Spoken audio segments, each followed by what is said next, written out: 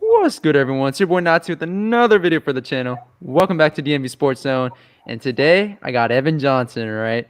The Yes, uh, the voice sir. of the Bowie State Bulldogs, and he's here to talk about Really, DMV sports. I know he's a big DMV sports fan, and he knows a lot about the sports team. So, with that being said, I know we're a little late, guys, so sorry about that. But we'll get right into the questions. First and foremost, Evan, could you first introduce yourself to the channel and your work as the voice of the Bowie State Bulldogs right here in the DMV? Well, you pretty much said it already. I'm Evan Johnson, the voice of the Bowie State Bulldogs, CIAA champions in football 2 years in a row, might I add. And you can find me on Twitter at the voice of Evan. That's about all the plugging I got to do right now. Okay. I see Corey start off the comments very in a very fire manner. I guess tell him you're welcome for Jerome Johnson. They should have beat Carson Newman in the playoff game. Do you know what he's talking about? Oh yeah. Like that was a real low scoring game. It was real close. I agree. We might have should have beat Carson Newman in that playoff game. But hey, we gonna make it next year. Hey, don't worry about it. Okay. We gonna make it next year. We gonna be good. We got a lot of the team from 2019 coming back. Mm-hmm. You heard that, Corey, right? In the chat. Thank you guys for joining. I see Key, AM Hunter as well. And, especially with it being Black History Month and all, although it should be Black History all the time, if you were to ask me. Can you talk about how special... Yeah. Can you talk about how special the Bowie State HBCU has been to you and the continued importance of HBCUs all across the United States in athletics, but beyond as well? Well, I mean, Bowie State's special to me because I'm actually from Bowie. So this isn't just like a small school, a black college for me. This is my hometown school. Mm-hmm. So to not only go to Bowie, but to lend my voice to something that reaches so many people like football, men's basketball, women's basketball, like to lend my voice to stuff like that. Yeah. It just means a lot to me. Like it means a lot. And I've already had people listening to my broadcast. I know from Virginia, Pennsylvania, North Carolina. I believe I got one in Missouri too. I know Tennessee because like we played Carson Newman. That's where they're at. Yeah. So like to reach so many people and do it all out of my hometown, it's just special. And as far as HBCUs in general, I love to see that we're recently getting more spotlight as far as like from an athletic standpoint because you saw in the bubble that oh my goodness. Chris Paul had that series where he rocked a different HBCU every single game. And he didn't just go in the MEAC and SWAC. He goes to the CIAA, which, by the way, was the original conference for HBCU athletics. And he went into the SIAC, too. So you got Chris Paul doing that. And he's going back to college at Winston-Salem State University. So, like, to see, like, people giving all this love to HBCUs is something I love to see because this is something I preach a lot. And I know I'm getting a little bit long-winded here, but I preach this a lot. But HBCUs matter when it's not homecoming.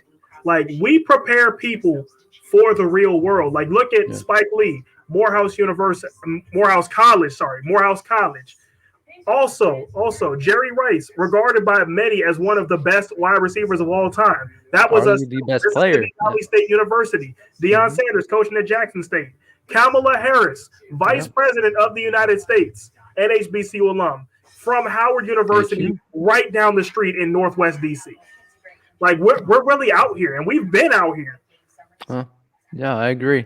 And you see all the first take segments as well, where they're talking about a different HBCU college every single week, and that's definitely put a spotlight on the universities as a whole. Stephen A. Smith is a big champion of HBCUs as well. So definitely agree. Alum, by the way. Yeah, Winston-Salem State. There you go.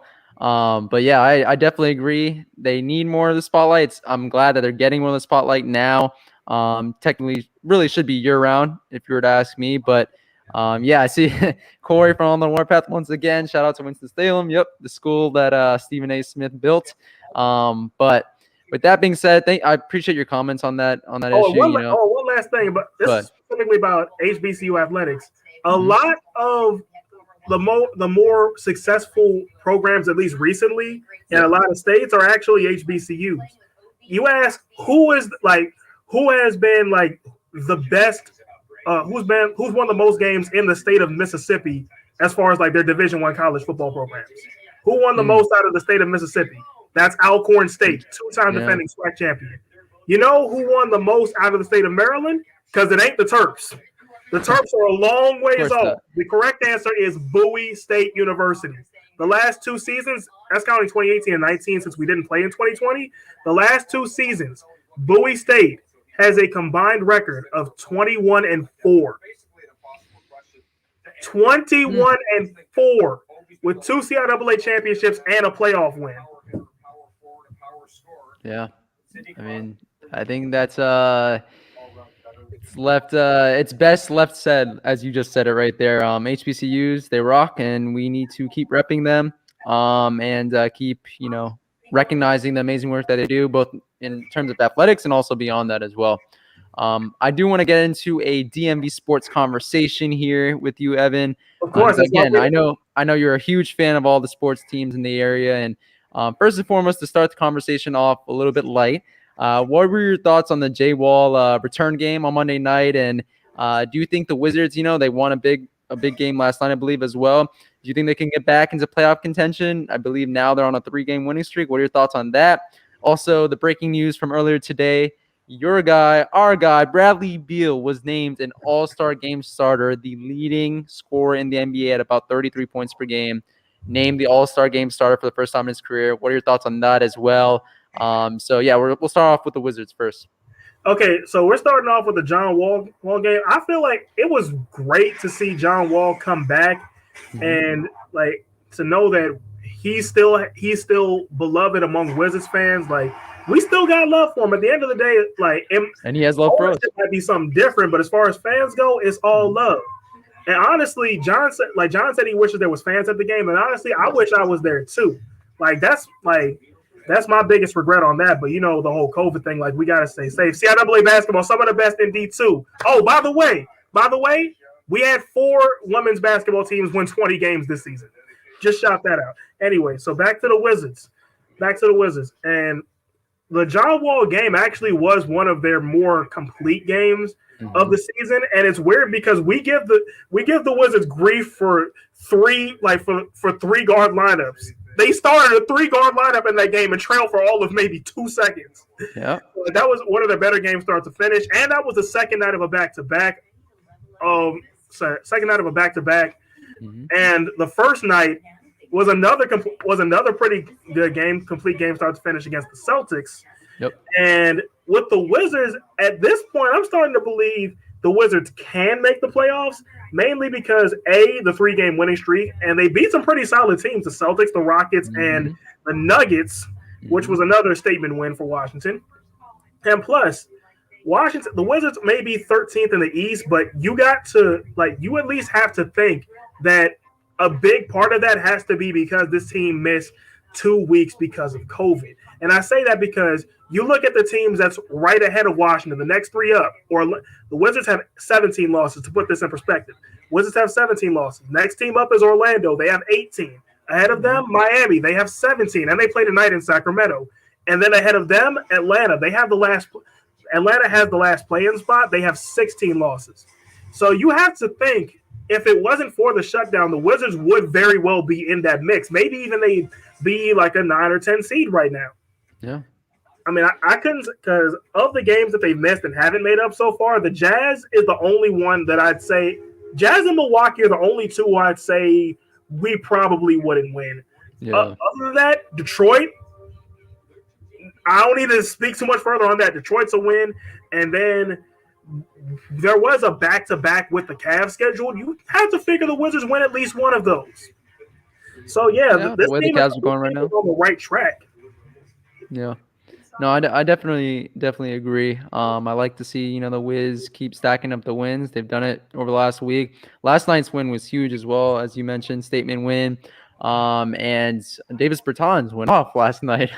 So hopefully he could keep it going and make, threes consistently night in and night out. We saw that last year, but this year's been off to a slow start after getting that big contract. So hopefully keeps the sharpshooting going. I see AM Hunter here. Yeah, facts, arena atmosphere. It's all dope when we're all there, but obviously we can't be there right now with COVID and all that. So let's hope we're all back for football season. Yeah. Hopefully by the time football season comes around, we'll be good. But Corey here, Wizards will make the playoffs, no doubt. I don't know about no doubt, but I mean, we're seeing positive signs, and I'd I say think the little Wizards, little doubt. especially because you look at the Eastern Conference standings. It's only like 4 teams above 500. I'd say little Yeah. doubt. Yeah. We'll see. I'm still not so sure about Russell Westbrook. He just, man, The since thing his about MVP Russell season, Westbrook, I feel like he's transitioning into a style of play that fits him better based on where he's at right now from a health standpoint. Like he's not 100%. He hasn't been at any point this season. Otherwise, we would have played him on the second night of back-to-backs more often. yeah, But he's becoming more of this like facilitator. He's like turning the ball going over a down little bit too on the much. shot Yeah. attempts and going up with the assists. So like he knows if he can't score, he'll create scoring opportunities. So like that's where he's at right now. And honestly, I think he had a pretty good game last night, all things considered, because remember, we weren't playing him. The Wizards were not playing him on the second night of a back-to-back up until Monday. That's the first time they did it. Last night was the third game Russell Westbrook played in the last 4 games. I'm sorry, third game Russell Westbrook played in the last 4 nights, and he had a triple-double. Yeah. Yeah. I just don't know about the efficiency, but I mean, I think Russell Westbrook will get like really back on track and will help his team make a push for the playoffs. I do want to get your thoughts though on Bradley Beal as well, being named to the All-Star team as a starter this year. I mean, Bradley Beal deserved it probably more than just about anybody else in this league because yes, the team has been losing, but it's not like Bradley was slacking in all the games that they lost. Like dude's been putting up 30 in both wins and losses. As a matter of fact, it's been like basically a running joke on Twitter about how Beal would score 40 and the Wizards would lose. But the main point of that emphasis on that is Bradley Beal would score 40. Like you don't just score like. And he got number 1 in terms of fan, player, and media votes. So all 3 parties came together and agreed you don't just score 30, 40 points every single night and not be an all-star starter, regardless of record. Yeah. I mean, he did somewhat that last year. Wasn't an all-star starter, but that's a whole different thing, right? No, this year, Bradley Beal, man, he's a baller, man. I think we're finally, over the last couple of years, we're finally being able to see him as the focal point of a franchise, and I don't think we're being disappointed by any means. I think Russell Westbrook definitely needs to step up some more, and Davis Bertans hopefully is more consistent. But I think with Bradley Beal here, hopefully for the long term and not just here for a couple of years and then traded, I think we should be good. I think the Wizards should be good and should get back on track. Off the Wizards, though, I do want to get to the team and the DMV that everybody's talking about, even though they're in their off season right now, and that tells you all you need to know about them. And that is the Washington football team. And when are we not talking about Washington football team? I know. They always make the news, man. They always make the news. I'm here in Chicago. All my friends. It's good stuff recently, though. That's good. Yeah. All my friends here in Chicago always like, I don't know, they're like jealous every time the Washington football team is like on the news and stuff, and they always talk about how they're always on the news. And but aren't they all Bears fans? Go ahead.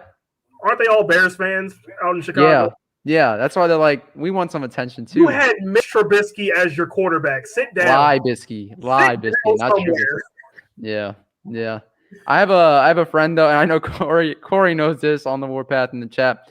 I have a friend who loves himself some Mitchell Trubisky, and don't ask me why. But with the football team, I do want to get to some other related but not related Washington football team news that broke earlier today, and that was first the Carson Wentz trade that went down. And I was wondering what your thoughts on the Eagles, getting back I believe it was a 3rd round pick this year and a 2nd round pick. A Capri Sun and a mild chicken wing. Yeah. Essentially. Go ahead. Honestly, I feel like we might have been one of the biggest winners of that trade, and we wasn't even involved because number one, this takes Carson Wentz out of the division. And yes, I know how bad Carson Wentz was this season. I saw him get sacked 8 times in week 1. I know how bad he was, but at any point he could go back to 2017. He could go back to 2017 Carson Wentz at any point.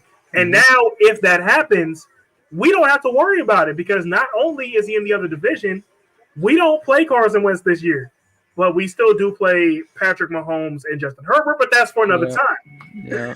But and also this takes the Colts out of the quarterback market because Indy needed a quarterback. Now they don't. So this leaves more options for us. Yeah. I mean, I definitely agree there. Carson Wentz, man, what happened to this guy, man? Like a couple years back, he was a legit MVP contender, and then all of a sudden just went downhill from there. And the Eagles had to trade him, although they're incurring a $30 million dead cap hit through the trade, so they still have to pay this man $30 million. I don't ever want to hear an Eagles fan say the words Kirk Cousins ever again. Oh my gosh! I don't want to hear y'all say those words ever again, and y'all eating that much dead cap. Yeah, man. Eagles, they were already in salary cap trouble, but even now, getting Carson Wentz technically off the books, still in salary cap trouble. Yeah. Corey brings up a good point about Deshaun Watson and maybe his asking price going down. Do you think there's truth to that? Do you think we're gonna have to give up 4 or 5 first-round picks anymore? Maybe, but I still feel like Houston's stuck on the Matthew Stafford trade because it's like Carson Wentz didn't go for a lot, but at the end of the day, the writing was on the wall with Carson as soon like the second that Jalen Hurts took his starter spot. It wasn't exactly this obvious for Deshaun Watson. Like it was never really this obvious because you saw Deshaun Watson had concerns with the front office. Like he wanted to say so in personnel decisions, but at this point, it was pretty much what was going on right now with Russell Wilson and the Seahawks. He's voicing his concerns, but there's nothing indicating that he wants to trade. That's where Deshaun Watson was at most of the regular season. I think it's until the offseason where Deshaun said, "Hey, I want out." Like that. That's like it wasn't until then that Houston considered maybe he does want out.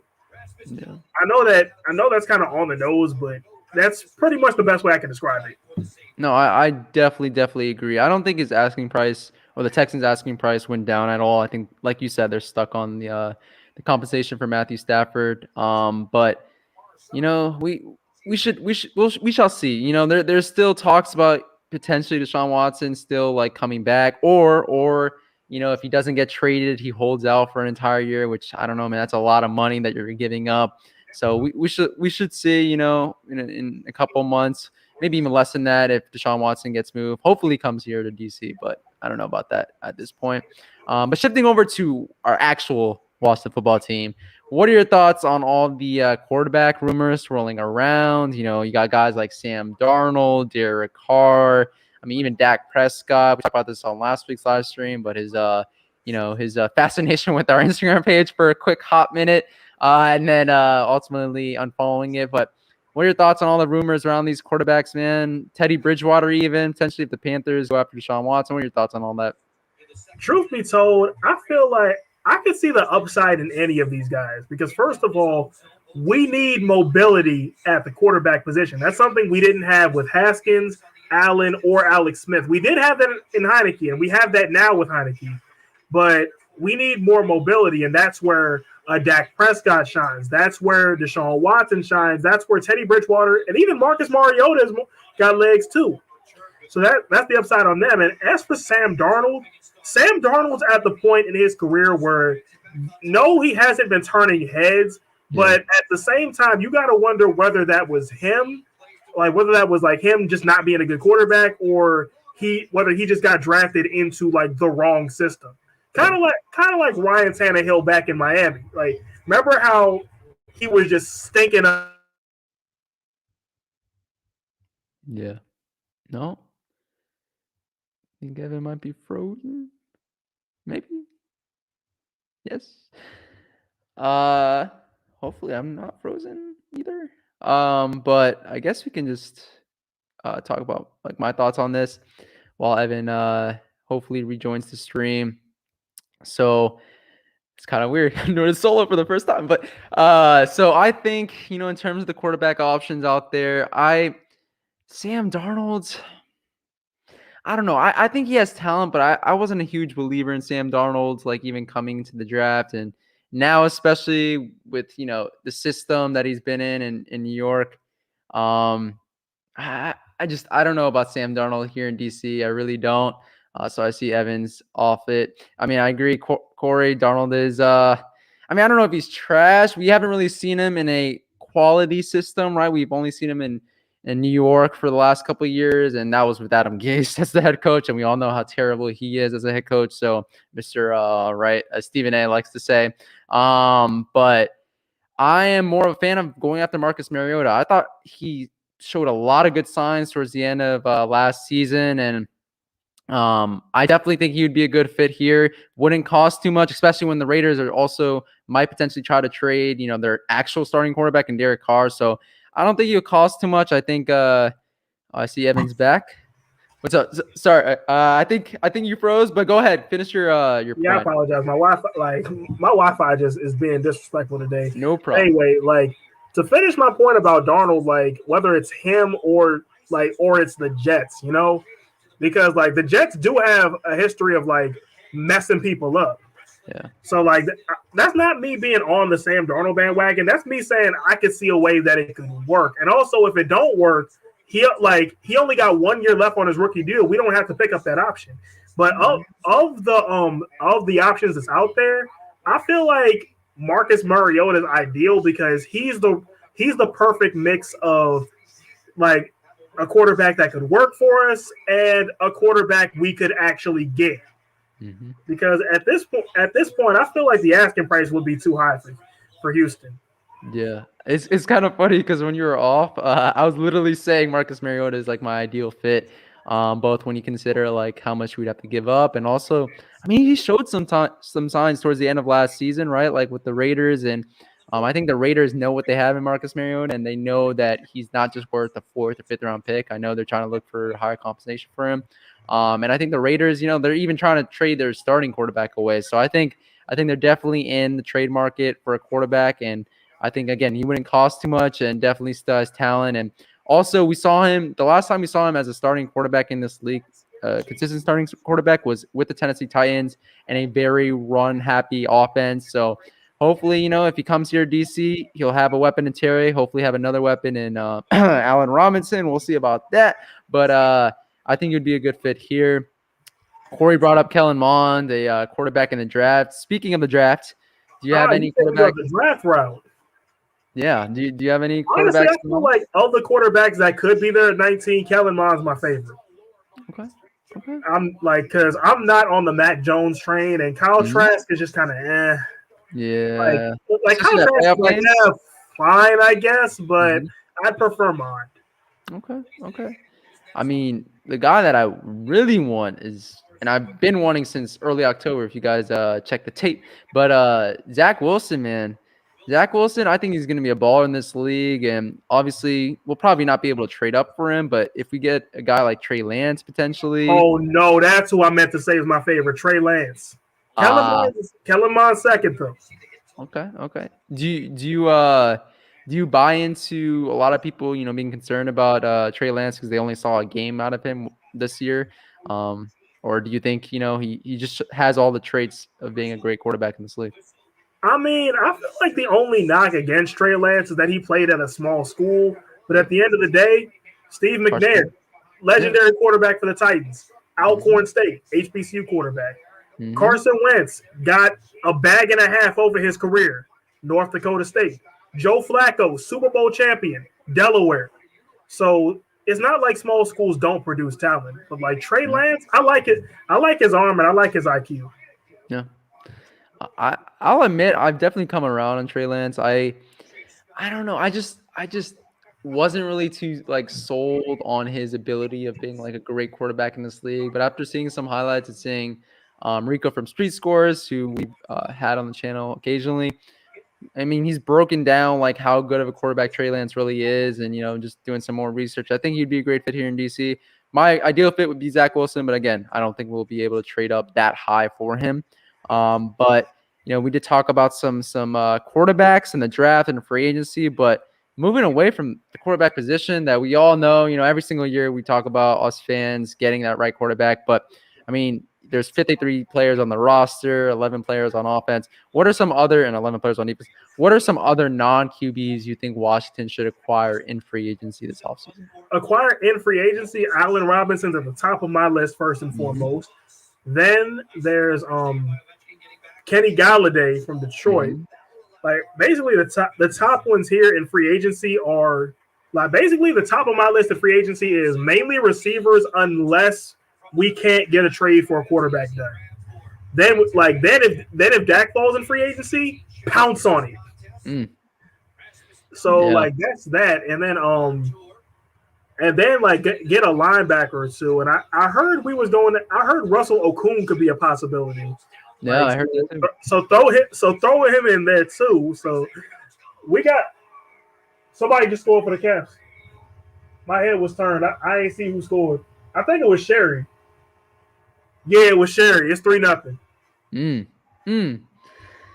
We'll talk about the Caps a little bit later, but yeah, I definitely agree with you. Allen Robinson is my number one guy, not just because I'm here in Chicago, but because I mean, again, him and Zach Wilson have been the two guys that I've been high on for the last few months now, and I think he'd be a great fit here. He definitely gives me Terry McLaurin vibes in that he can produce, no matter the quarterback. We saw that with Mitchell Trubisky and Nick Foles in Chicago, and I think even if we do acquire a quarterback or if we don't, like I still think he's going to produce alongside Terry. So he's definitely number one. And this guy who's actually moved into my number 2 slot after some consideration and some very good playoff play, Lavonte David, man. I mean, he's 31 years old, but at the same time, he seems like the kind of player who could play for a lot more years. He seems like that London Fletcher kind of player where, we brought him at 32-ish years old, but he kept playing until he was like 37, 38. I can see that with Lavonte David. He's a smart player, very, very athletic. We saw what he did in the playoffs, man. Him and Devin White formed the best linebacker duo in the NFL. And I think he'd be a great fit. I think that's probably outside of wide receiver. That guy is probably at the top of Ron Rivera's shopping list, I guess, this offseason. I think he really wants to solidify that linebacker spot, and I think Jack Del Rio does as well. So we shall see. But I like Chris Godwin as well. Might be too pricey, If you're going to go after a guy, if you're going to choose between Allen Robinson and Chris Godwin, who are probably going to be in the same price range, I'd rather go with Allen Robinson. He's just been more consistent and more healthy, really. Kenny Galladay is another great guy. Corey Davis as a high-end wide receiver 2, although he'll probably ask for wide receiver 1 money. So we'll see. We'll see about that one. Will Fuller, I know he was suspended late in the season because of PEDs, but I mean, he still has great talent. Would be a great deep threat alongside Terry McLaurin. I don't know if you heard, but the Hunter Henry rumors early in the offseason, maybe we could go after a guy like him to pair up with Logan Thomas. And I want to ask you specifically about this player because I know we have a lot of cap money tied up to cornerback, right, with Kendall Fuller, and then potentially, if we get this guy, we'll probably not go after re-signing Ronald Darby. But what are your thoughts on Richard Sherman? Do you think he has a lot left in the tank? And then 2, do you think he might be a good fit here if Ronald Darby asks for a little bit too much money? Okay, Richard Sherman, I feel like we should have on the back burner. Priority number 1 is to get Ronald Darby, unless we could stumble upon Patrick Peterson. Yeah. But Ronald Darby's priority number 1 because he had a pretty good season opposite Kendall Fuller, and he wants to be here. He's a hometown kid too. Yeah, he's a hometown kid. He went to, I believe, Parkland High School. Mm-hmm. I want to say, I know it was PGCPS. He's in this system. He was built here, and he wants to be here. So if he wants to be here, and we want him here, so why not? Yeah, I agree. And I mean, it's pretty much been a running theme, right? The last couple of years, we secure, our hometown guys and keep them on the hometown team. So hopefully we could do that with him. But I was just throwing it out there because, maybe Richard Sherman could come here in DC and really play really well alongside Kendall Fuller. I know on the recent interview from a couple weeks ago now, actually, with John Keim on the channel, there was he brought up the name Villanueva as a left tackle from the Steelers who could potentially be here and maybe shore up that spot. Do you think we're good with Cornelius Lucas as is, or we should add there maybe in the draft, free agency? What do you think? What are your thoughts? As far as A tackle, yeah, we definitely need a tackle. Yeah. But as far as the offensive line goes, number one priority, re-signing Brandon Scherf. After that, everything comes second. Mm-hmm. Brandon Scherf is priority number one. I mean, dude is what, a 5-time All-Star now, and he's a Pro Bowler. Like he's the first Pro Bowler that Washington football team has had in my lifetime. I was born in 1997. Yeah. The last Pro Bowler we had before Scherf was what, 95? So yeah, this is literally a once in a lifetime player right here. We can't just let him go.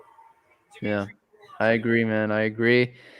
Our offensive line actually isn't as bad as a lot of people thought going into the season, and even now, it's They pretty get middle better of as the the pack. season went along. Exactly, it's pretty middle of the pack, but it's middle of the pack largely because of Brandon Sheriff and Chase Ridley, obviously, who re-signed. But we need to get Sheriff back here in DC because he's been an upstanding citizen. He hasn't made any trouble. He says he wants to be here, says he wants to be back. So hopefully we get him back. Protect Sports.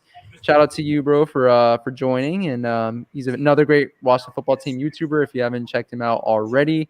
But moving on from the draft, moving on from free agency and the quarterbacks. What about the draft? We talked about that a little bit when it comes to quarterbacks, but what are some other guys you think Washington football team should go after in the draft to really solidify, some of the holes that they still have on this team right now?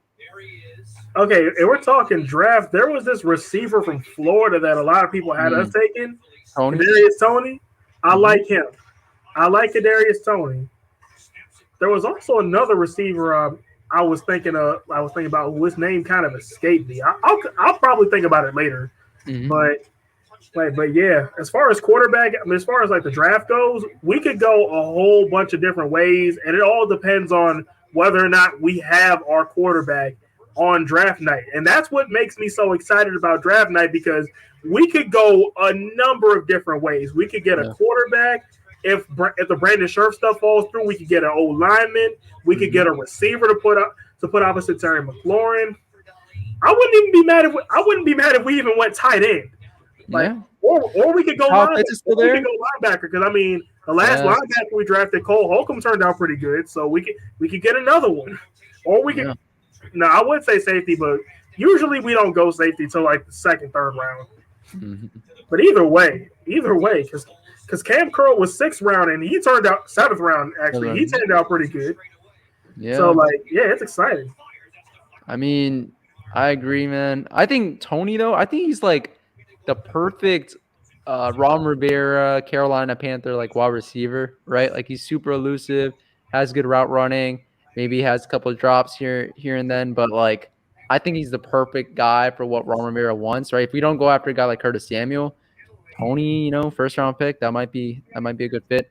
What are your thoughts on like Christian Darrisaw from Virginia Tech? He's another DMV technically like kid who you could bring here, and maybe shore up the offensive line. I still think even if we re-sign Brandon Sheriff, I don't know, we can get your thoughts on this. Even if we re-sign Brandon Sheriff, I still think they're probably going to look at some other options at the left tackle spot and really solidify that. My ideal thing is Cornelius Lucas serving that Ty and Secchi role, where he's just a really good swing tackle, one of the best in the league. But we have our left tackle for the future. I don't know if you think the same way about the position, or if you have any thoughts on that. You said playoff position? The left tackle. Oh, left tackle? I heard Okung, but we do need a solid left tackle. We tried to find it after Trent Williams left, and not to say that everyone has been kind of but nobody's been Trent Williams. Yeah. We could also re-sign him. Probably unlikely at this point, but it's a possibility. Merrill Garrett, thank you for joining. Mike Williams at receiver. What are your thoughts on that? We talked about a bunch of weapons, but at this point, I'm open to just about anything. So yeah, Mike Williams, come on down. Yeah, no, I definitely agree. Cam Robinson from Jacksonville, not so sure about that one though. I don't know. What are your thoughts? Do you have any thoughts on Cam Robinson from Jacksonville potentially as a tackle for us? No. Can you hear me? Yeah, I can hear you. Oh, I was asking, do you have any thoughts on Cam Robinson from Jacksonville maybe coming here? Jacksonville is one of those teams where the record might not indicate it, but they do have a fair amount of talent. And Cam Robinson is a dude I like. Okay, okay. Stop it. No, you see the comment. Stop, Deadskins Nation, I'm stop sorry. it. I'm sorry. Stop What? it. You see the comment on the What was screen? that? Oh, I thought a team that missed the playoffs said something. There you go. There you go. There you go. Although I do like Justin Jefferson. I'll give you that one. But I do want to get to the team that you're repping right now on your jersey, and that is the Washington Capitals. And I was wondering, what are your thoughts on? I mean, you can disagree with me. I mean, I think it's kind of a lukewarm kind of sort of start for the Caps right now. I mean, they were really rolling hot, early in the season, but now, starting to slow down a little bit. What are your thoughts on this Cap start to the season? And do you think we could potentially make another late playoff run and capture another Stanley Cup that, we haven't since just a couple of years now, really, 2018? Yeah, first things first, I'm not going to jinx nothing at all. I'm not jinxing anything. But once February came, the team kind of hit a wall, but they got a good win at Pittsburgh on Sunday. No, it was Tuesday. Got a good win at Pittsburgh on Tuesday. And they have a lead right now against the Sabres. It's 3-1. Let's hope they hold on to that. And if they can, 2 games coming up this weekend against the Rangers can get the season right back on track. So, I feel like this team could make the playoffs, definitely. But beyond that, I plead the fifth. How much longer do you think Alex Ovechkin's gonna, one, play at a high level, and 2, just play in general in this league? At a high level, I see about 3 to 4 more years, and in the league, I see about 5 to 6. Okay. Man, it's amazing to see that he's still he's still producing, man. It's crazy, like in all sports, right? We have like the older wily veterans, still producing. LeBron James, basketball, Tom Brady, obviously football, Alex Ovechkin in hockey. We have all these guys, and I think I think the Caps can. I think they can make another run. I really do. Hopefully that could be done this year. Last couple years since their Stanley Cup win, they've sort of reverted back to what happened, before that win and not reaching, the level of heights in the playoffs. So hopefully they could do that this year. They still have some players, TJ Oshie, everybody on the Caps. Unfortunately, we saw what happened before the regular season with Lundqvist, but from what I've heard, their goalie situation isn't too bad right now. So hopefully they can get on a roll and win some games and win this game tonight against the Sabres. But I also want to get to another team in the DMV that, as you can see, I don't know if I can move out of the way, but that team right there, and that is the Washington Nationals, right? The 2019 World Series champions, and in my opinion, still the reigning champions because they were the champions in the last full season for MLB. But what are your thoughts on the Nats? Do you think the team can get back to their rightful place at number 1 in the NL East, and potentially make another deep playoff run with the roster, coaching, management as is? Or do you think they'll fall short? I know there's projections out there of them being 3rd place in the division this year. Do you agree with that? What are your thoughts on the Nats? Okay, so I think you froze again, Evan.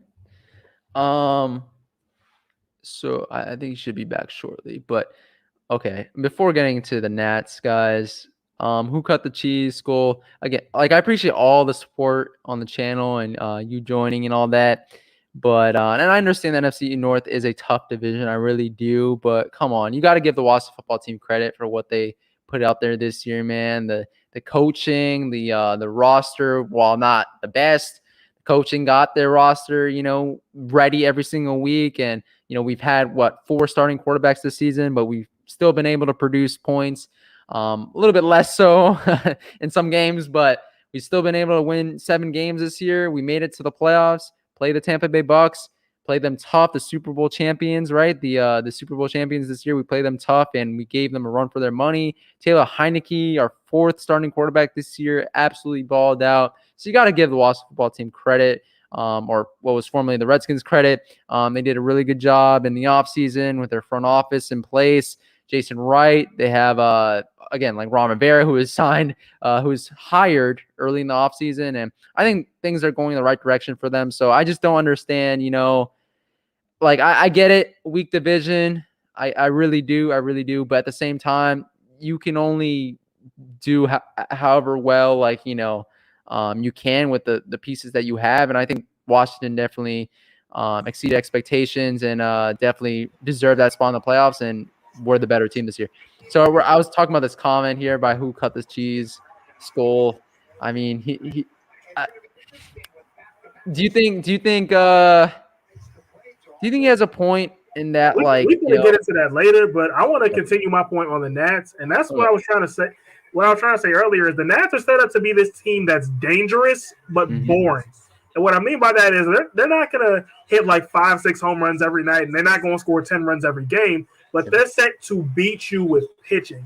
Because you think about how we won the World Series in 2019 with starting pitching, had one of the best starting rotations in baseball. And now we're set to do that again with Scherzer, Strasburg, and Corbin returning, plus adding John Lester. And then you got Joe Ross coming in as a solid fifth pitcher. So one of the best rotations in baseball once again. So the sky's the limit, really. Yeah. I want to shout out the people in the chat. Ali, Luza, the proud DMV sports fan, proud Caps, Skins, Nats, Wiz fan. Yeah, I think the Nats, man, as long as they have Soto and Turner, as Am Hunter is mentioning, and they have that very good pitching rotation that they still have right now with guys like Max Scherzer and Steven Strasburg, of course, and Patrick Corbin as well, the three-headed monster they have right now. I think the Nats could potentially make another run. I don't agree with predictions that they're going to be in third place this year in the division. I think they potentially could vie for that top spot. And, it's going to be interesting. I mean, the Dodgers are still stacked. You got the Yankees as well. You got all these teams vying for, World Series championship. But I think they should be good this year. I really do.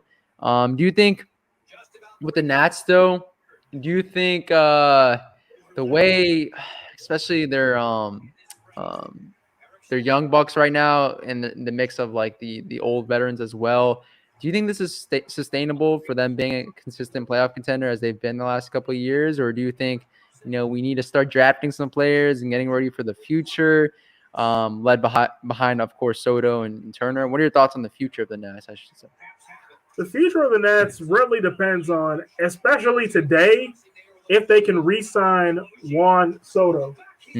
Oh, the Caps almost scored. They didn't, but like, if the Nats can re-sign Juan Soto, because you saw today the Padres got the mega deal done with Fernando Tatis Jr. So now that's got all eyes on DC saying, what are you going to do with Juan Soto? So beyond that, the Nats do have the 11th pick. We have the 11th pick in the draft this year. So there's a lot of good ways we can go with that. So yeah, the future actually might end up being pretty bright. Yeah, no, I agree. Juan Soto is a beast. That's something Who Cut the Cheese and us can actually agree on. Juan Soto is a beast. Definitely, I would say top 5 player in MLB right now. I don't know about you, but I would say that. John Lester, Corey brought him up. I think he has something left too. A lot of my Cubs fan friends do not believe that, but I do as well. Corey, bullpen is solid. Yeah, solid, no longer bread and butter. Yeah, that's how the team is set up. We don't have Sean Doolittle, but I mean we still have some pieces there. So hopefully the Nats could go ahead. Brad Hand.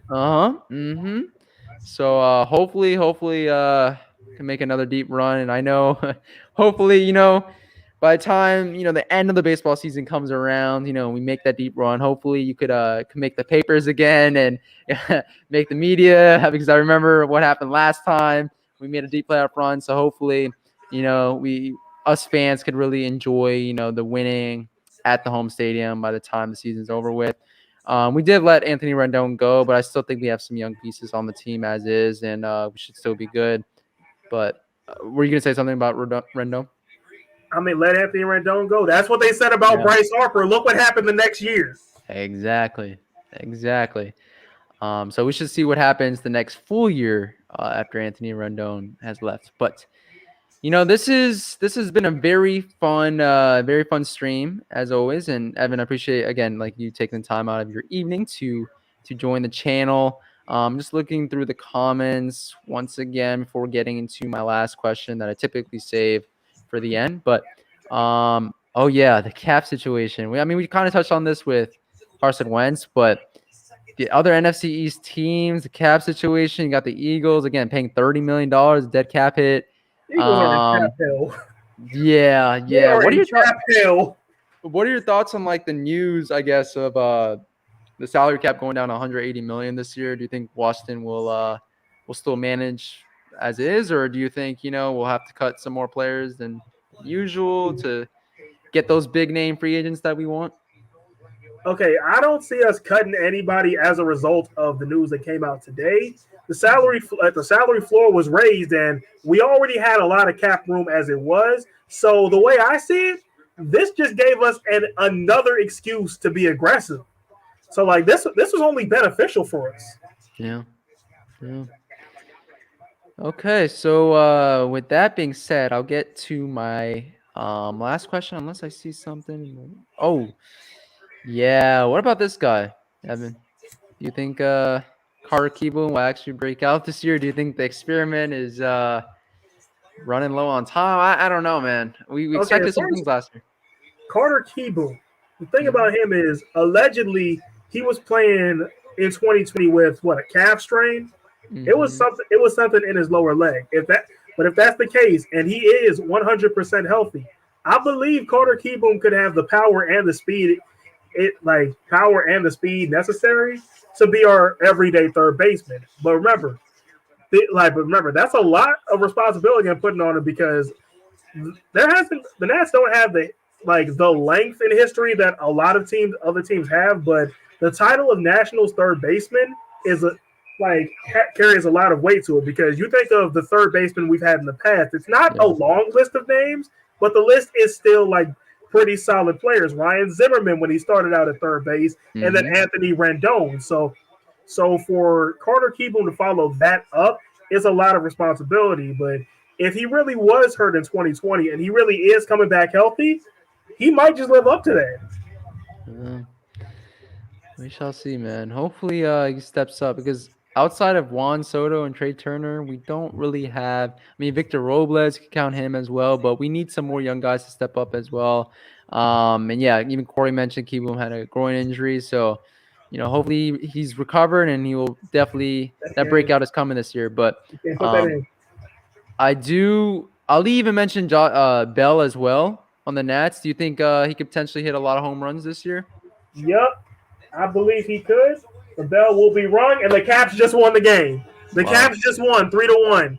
There you go. The Caps have won tonight. So we just finished up talking about the Caps, but hopefully they can, get a win streak going, a really solid win streak going, and rack up the wins, and again make that deep playoff run that we wanted to see out of them this year. But you do think Josh Bell 30+ home runs this year? Oh, Josh Bell still has the power that he has in Pittsburgh. Mm-hmm. I have absolutely no doubt about it because PNC Park is known to be he played at PNC Park. That's known to be a pitcher's ballpark, but Nats Park much more hitter friendly. Mm-hmm. because we both know Nats Park plays like a little league park at some nights. So yeah, if you can hit home runs consistently at PNC Park, you could definitely hit home runs consistently at Nats Park. Agreed. That being said, here's the last question that I, as promised, I save for the end of every single weekly Washington Football Weekly live stream, and that is pertaining to our Washington football team, and that is, what do you make of Washington's future? And really, since you're on the channel, and I know you're a huge DMV sports fan, really the future of all of our DMV professional sports teams. Do you think we'll win another trophy in the District of Champions in the near future? Well, when it comes to the Washington football team, I'd say the future is about as bright as my background. Agreed. So that's the football team. The Wizards is kind of iffy. The Caps, I feel like, is our best bet in the near future. And the Nats, we'll see. So you would have the Caps at top, right? For Yeah, as far as if we're ranking near future, it's Caps, Nats, football team, and then Wizards. Okay. I mean, it all depends on the quarterback for me, right? And for everybody, right? With the Washington football team, if they get that quarterback, I personally, I think they can go up to number 2. I'm going to be honest. I really believe that. But yeah, I think I agree, man. All of our teams, man, minus the Wizards. I don't know. I still don't know if they're going to be a consistent winner, in the next couple of years and maybe vie for an NBA championship. I just don't see that, especially in the NBA. It's all about having the superstars, right? The like 2 or 3 superstars on a team to win a championship. You got the Nets, and you got the Lakers, and you got some other teams, Sixers. You got the Warriors, who should be back. Maybe not this year, but next year as well. So I just don't think the Wizards. I just don't see them winning a championship anytime soon. But I think the Caps, I agree with you, number 1. I just think they have all their guys still. Alex Ovechkin is still going strong. TJ Oshie, all their guys, backs from everybody, right? So I think they should be good this year, and they should probably be number 1. And then I got the Nats right now. But again, if Washington gets that quarterback, look out. And I think that's what we can end on for this stream. Thank you guys so much for watching. I see everybody in the chat. Thank you guys so much for the support. Corey from On the Warpath, AM Hunter, great stream. Who cut the cheese as well, and Ali Zaldi. Everybody, guys. I appreciate all the support. Loser, the proud cap, skins, Nats, Wizfan. Appreciate all the support. Evan, appreciate you for joining. I know it was a little bit of a late ask on my part, so I appreciate you for joining and talking about some HBCUs at the start and then some DMV sports throughout the video. So any last words before we sign off?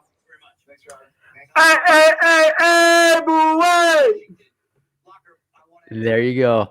Make sure to like, comment, subscribe to the DMV Sports on channel, and also make sure to go follow Evan on Twitter. I posted his Twitter at the Voice of Evan, correct? Yeah, that's right. right. I posted it in the description of the YouTube video, so make sure you guys just scroll down a little bit and go give him a follow if you haven't already. But with that being said, thank you guys so much for watching. Have a great rest of your evening, and see you on the next one. Peace.